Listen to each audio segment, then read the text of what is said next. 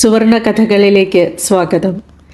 ദീപ നിശാന്ത് ഫേസ്ബുക്കിൽ കുറിച്ച ഒരു കുറിപ്പാണ് വായിക്കുന്നത്. ഒരു ഇന്റർവ്യൂവിലെ മനോഹരമായ വാക്കുകൾ കേട്ട സന്തോഷത്തിലാണ് എഴുത്തുകാരി അഷിതയെപ്പറ്റി രഘുനാഥ് പലേരി ട്രൂ കോപ്പി തിങ്കിങ്ങിൽ സനിത മനോഹരനോട് സംസാരിക്കുകയാണ്. അഷിതയുമായി ഉണ്ടായിരുന്ന ബന്ധത്തെപ്പറ്റി സനിത ചോദിക്കുമ്പോൾ അദ്ദേഹം അഷിത എന്ന് പറഞ്ഞ് അല്പനേരം നിശബ്ദനായിരിക്കുന്നുണ്ട്. തുടർന്ന് പറയുകയാണ്, അഷിത എനിക്ക് ചങ്ങാതിയൊന്നുമല്ല. അവൾ അതിൻ്റെയൊക്കെ മുകളില് നമ്മുടെ ഡ്രീമിലൊക്കെ വരുന്ന പോലെ. എന്താ പറയാ അഷിതയെപ്പറ്റി എനിക്കറിഞ്ഞൂടാ. ഞാൻ അവളെ 2-3 തവണയെ നേരിട്ടു കണ്ടിട്ടുള്ളൂ. എനിക്ക് അങ്ങനെ ഒരു സൗഹൃദം അതിനുശേഷമോ മുൻപോ ഉണ്ടായിട്ടില്ല.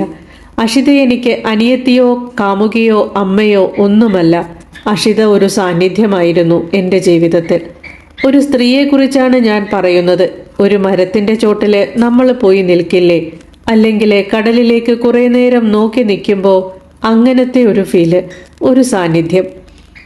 എനിക്ക് അഷിതയെ വല്ലാണ്ട് നഷ്ടപ്പെട്ടു പോയിട്ടുണ്ട്. എൻ്റെ അമ്മയെ അച്ഛനെ ഒക്കെ നഷ്ടപ്പെട്ടു പോയ പോലെ തന്നെ അഷിതയെ എനിക്ക് മിസ്സിംഗ് ആണ്. അഷിതയ്ക്ക് അവസാന സമയത്ത് എന്നെ കാണണമെന്ന് വലിയ ആഗ്രഹമുണ്ടായിരുന്നു. അമൃത ഹോസ്പിറ്റലിൽ കീമോയ്ക്ക് വേണ്ടി വന്നപ്പോഴാണെന്ന് തോന്നുന്നു അവൾ കിടക്കുന്ന സമയത്ത് ഞാൻ ചെന്നു. അവൾ ഒരുപാട് ചിരിച്ചു. അവൾ എൻ്റെ കൂടെ നിന്ന് ഒരു ഫോട്ടോയൊക്കെ എടുത്തിരുന്നു. അവൾ അതേപ്പറ്റി ഒരു ആർട്ടിക്കിളൊക്കെ എഴുതി.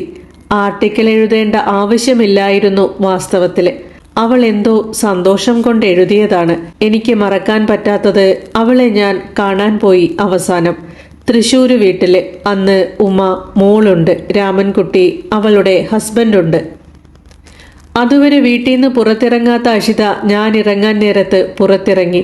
അവള് നൈറ്റി ഇട്ടിട്ടാണ് ഇറങ്ങണത്. ഇത്തിരിയേ ഉള്ളൂ അവള്. ഇറങ്ങണ നേരത്ത് അവൾ ഇങ്ങനെ എന്നെ നോക്കുമ്പോൾ ഞാൻ അവളെ ചേർത്തിങ്ങനെ കെട്ടിപ്പിടിച്ചു. ടു ബി ഫ്രാങ്ക്, ആ നൈറ്റിയുടെ ഉള്ളില് എനിക്ക് അഷിതയെ സ്പർശിക്കാൻ സാധിച്ചിട്ടില്ല. ഒരു തുണി ഇങ്ങനെ ചേർത്ത് പിടിച്ചൊരു ഫീലിംഗ് ആയിരുന്നു. വല്ലാത്തൊരു ഫീലിംഗ് ആയിരുന്നു അത്. അഷിതയെ ഞാൻ സ്പർശിച്ചിട്ടു പോലുമില്ല. അവൾ അത്രയും മെലിഞ്ഞിരുന്നു. ഞാൻ കരഞ്ഞു പോയിരുന്നു. മരിക്കാൻ സമയമായി അവള് ഹോസ്പിറ്റലിലായപ്പോൾ മകൾ എനിക്ക് ഫോൺ വിളിക്കുമ്പോഴും മെസ്സേജ് അയക്കുമ്പോഴും എനിക്ക് ചെന്നു കാണണ്ടെന്നായിരുന്നു. ഞാൻ കണ്ടിട്ടുമില്ല. പിന്നെ ഞാൻ അവളെ കാണുന്നത് അവളുടെ ക്രിമേഷൻ കഴിഞ്ഞ് എത്രയോ ദിവസങ്ങൾക്കു ശേഷം തൃശ്ശൂരെ ആ ശ്മശാനത്തിൻ്റെ അവിടെ പോയിട്ടാണ്.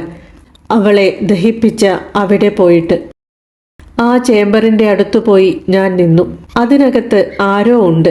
പക്ഷേ ഞാൻ നിന്നത് അഷിതയെ ഓർത്തിട്ടാണ്. ഇതൊന്നും നമുക്ക്, ചില ബന്ധങ്ങളെപ്പറ്റി ഒന്നും നമുക്ക് പറയാൻ പറ്റില്ല. ഒരുപാട് കാര്യങ്ങൾ അവൾ എന്നോട് പറഞ്ഞിട്ടുണ്ട്. പക്ഷേ അതൊന്നും ഞാൻ പറയില്ല. കാരണം അവളില്ല ഇപ്പോൾ. ചില ബന്ധങ്ങൾ നമ്മൾ ഉണ്ടാക്കിയെടുക്കുന്നതല്ല, നമ്മളെ തേടി വരുന്നതാണ്. വെയിലു കൊള്ളാതെ നടക്കുമ്പോൾ കുറെ കഴിഞ്ഞ നമ്മൾ മനസ്സിലാക്കും, ഒരു മേഘം എവിടെയോ നമ്മുടെ കൂടെ തന്നെ സഞ്ചരിച്ചിട്ടുണ്ട്. സൂര്യനെ ഇങ്ങനെ മറച്ചുകൊണ്ട് നമ്മുടെ കൂടെ തന്നെ ഉണ്ടായിരുന്നു എന്ന്. അങ്ങനത്തെ ഒരു ഷാഡോ ആയിരുന്നു അവള്. അഷിതയുടെ സൗഹൃദത്തിലൂടെ അഷിത എന്നെ അനുഗ്രഹിക്കുക ചെയ്തത്. ഞാനായിട്ട് അവൾക്കൊന്നും കൊടുത്തിട്ടില്ല. പക്ഷേ അവൾ എനിക്ക് നിറയെ തന്നിട്ടുണ്ട്. എന്തൊക്കെയോ സന്തോഷം. ഞാൻ കഴിയുന്നതും സംസാരിക്കുമ്പോൾ ഇമോഷണൽ ആവാതെ നോക്കാണ്. രഘുനാഥ് പലേരിയുടെ വാക്കുകൾ കേവലം ഒരു സൗഹൃദത്തെക്കുറിച്ചുള്ള ഓർമ്മപ്പെടുത്തലല്ല, വാക്കുകൾക്കതീതമായ ആത്മാവുകൾ തമ്മിലുള്ള ഒരു ആഴമേറിയ ബന്ധത്തിൻ്റെ അടയാളപ്പെടുത്തലാണ്. തൃശ്ശൂരിലെ ശ്മശാനത്തിൽ പ്രിയപ്പെട്ടവൾ എരിഞ്ഞുതീർന്ന ആ ചേംബറിന് മുന്നിൽ പോയി നിൽക്കുന്ന രഘുനാഥ് പലേരിയെ ഓർക്കുമ്പോൾ കണ്ണു നിറയുന്നു. അങ്ങനെ നിൽക്കാൻ നമ്മൾ ആരെയെങ്കിലും ഈ ഭൂമിയിൽ സ്നേഹത്തിൻ്റെ കരുത്തിനാൽ അവശേഷിപ്പിച്ചിട്ടുണ്ടാകുമോ? നാം ഈ ഭൂമിയിൽ നിന്ന് യാത്രയാകുമ്പോൾ എന്ത് ബാക്കിയാക്കുന്നു എന്നതാണ് പ്രധാനം.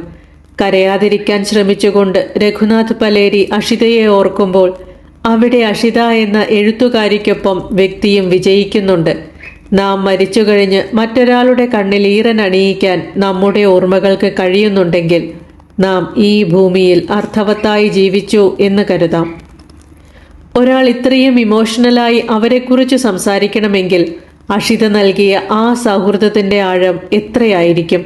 സാധാരണ ബന്ധങ്ങളിൽ നാം പ്രതീക്ഷിക്കുന്ന കൊടുക്കൽ വാങ്ങലുകൾ ഒന്നും അവിടെയില്ല. ഹൃദയത്തിൽ പരസ്പരം വെട്ടിപ്പരിക്കേൽപ്പിക്കലില്ല. ഞാനായിട്ട് അവൾക്കൊന്നും കൊടുത്തിട്ടില്ല, അവൾ എനിക്ക് നിറയെ തന്നിട്ടുണ്ട് എന്ന് അദ്ദേഹം പറയുമ്പോൾ അത് അഷിതയുടെ വ്യക്തിത്വത്തിൻ്റെ തിളക്കമാണ് കാണിക്കുന്നത്.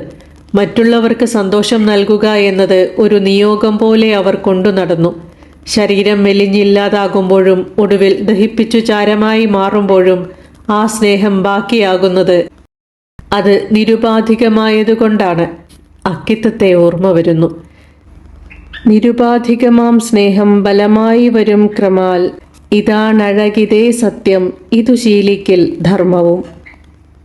ഇൻ്റർവ്യൂ കണ്ടിരിക്കാം പലരും, എങ്കിലും ഈ എഴുത്തിലൂടെ അത് ഒന്നുകൂടി ഹൃദ്യമായി. വീണ്ടും കാണാമെന്ന പ്രതീക്ഷയോടെ നന്ദി.